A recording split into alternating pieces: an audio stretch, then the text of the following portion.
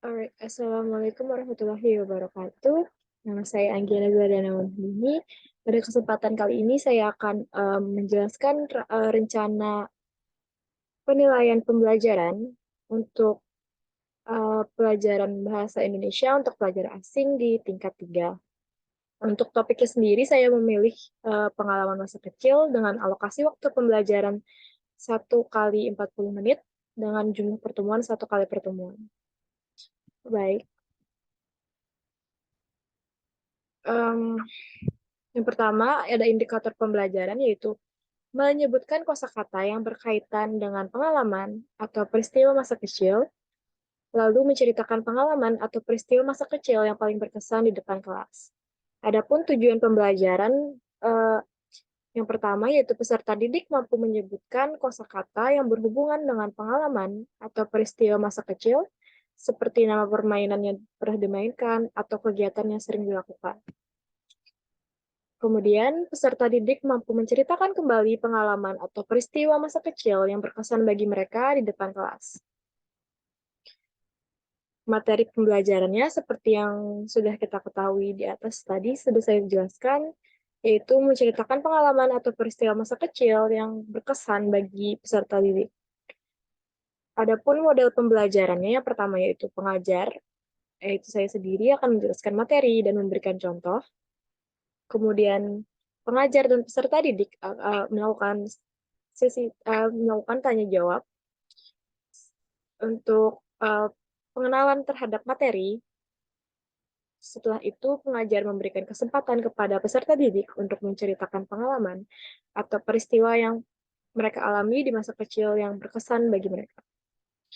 Adapun strategi pembelajarannya, yaitu pengajar menerapkan strategi pembelajaran secara ekspositoris di awal pembelajaran, yaitu mengarah pada tersampaikannya materi pembelajaran dan peserta didik mampu menerima serta menerapkan materi yang telah diajarkan. Lalu di sini ada langkah-langkah pembelajaran seperti yang bisa kalian lihat. Yang pertama ada kegiatan pendahuluan dengan alokasi waktu 5 menit. Di sini pengajar membuka kelas dengan memberikan salam atau sapaan. Kemudian pengajar mengajak peserta didik untuk berdoa sesuai dengan agama mereka masing-masing.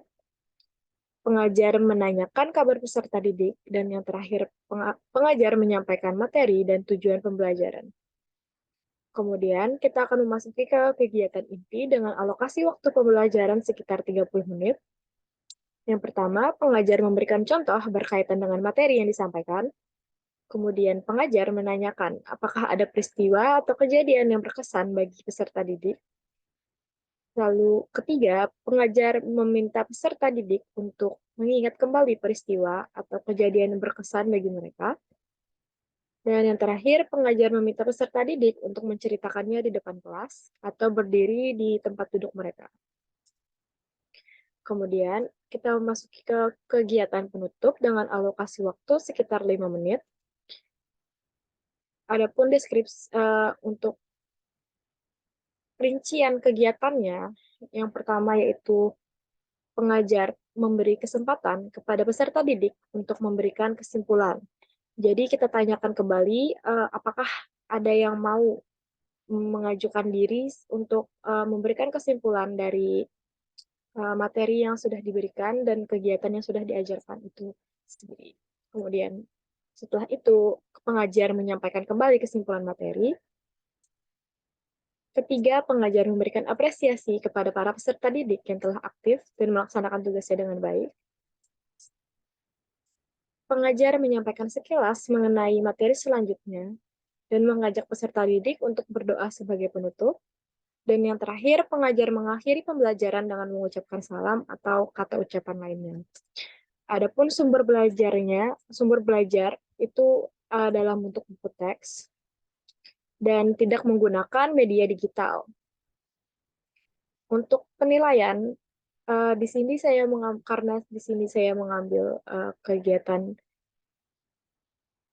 berbicara, jadi untuk penilaiannya yaitu tes praktik secara lisan dengan menceritakan peristiwa atau pengalaman masa kecil yang berkesan.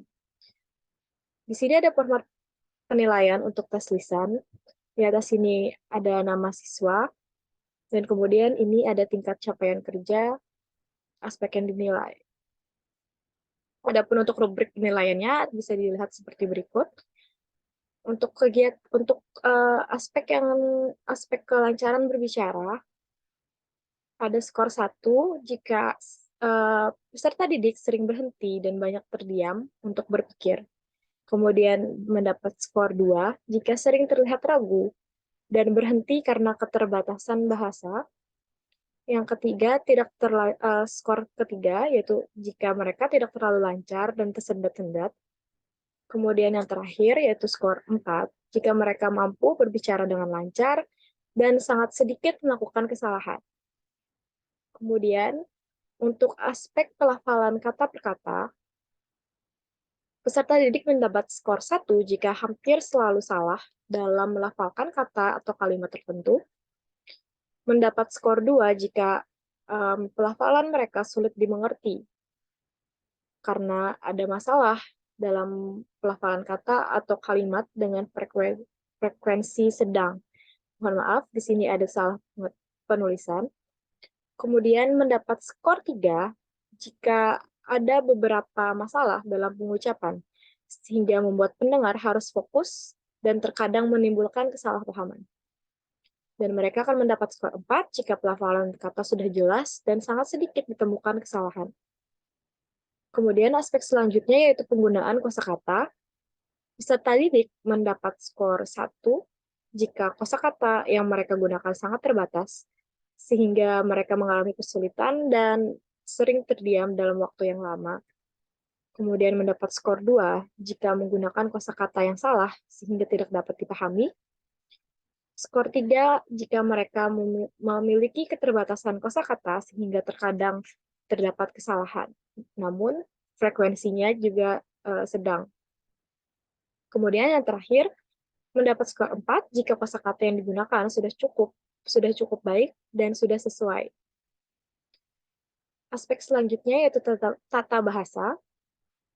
Peserta didik mendapat skor 1 jika tata bahasa yang mereka gunakan masih berantakan, sehingga sangat sulit untuk dipahami. Kemudian mendapat skor 2 jika banyak terjadi kekeliruan tata bahasa yang mempengaruhi arti dan maksud yang ingin disampaikan. Kemudian skor 3 jika terjadi beberapa kekeliruan tata bahasa, namun tidak berpengaruh terhadap arti yang mereka ucapkan. Kemudian yang terakhir yaitu skor 4 jika hampir tidak ada kekeliruan dalam tata bahasa mereka. Kemudian aspek yang terakhir yaitu comprehension atau pemahaman.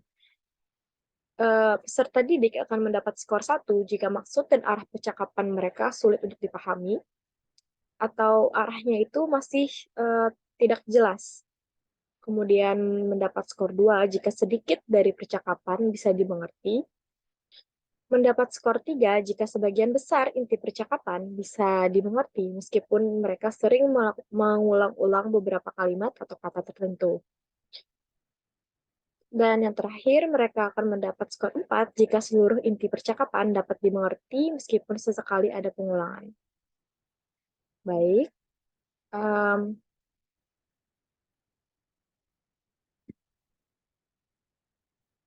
Sepertinya sudah semua.